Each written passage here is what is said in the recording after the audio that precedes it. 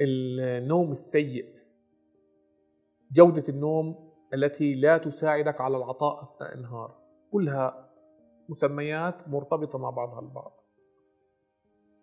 الحل السحري للإنسان حتى يعيش بشكل سليم وبسيط، يتنفس صح. اللي بيتنفس من أنفه رح يقدر يتخلص من كثير من المشاكل، منها الشخير ومنها انقطاع التنفس الانسدادي. لكن في بعض الأحيان رسالة إلى زملائنا اللي بيعملوا عمليات للأنف وتصحيح الأنف وانحراف الوتيرة، هذا المريض اللي بيعمل عملية لا يتم تدريسه وتدريبه وتعليمه كيف يتنفس من أنفه. عمل العملية، لكن العملية لوحدها ليست كافية من أجل أنه يرجع من التنفس الفموي إلى التنفس الأنفي. هناك بروتوكول خاص، هناك دراسات علمية مش من مهند الكسواني، من كبرى المعاهد والأكاديميات في العالم، بدهم يعملوا ريهابيليتيشن. بدك تعمل شيء بسموه كسر العادة، شيء بسموه هابت كوريكتر، تقف عادة التنفس الفموي وتشجيع عادة التنفس الأنفي. طيب كيف؟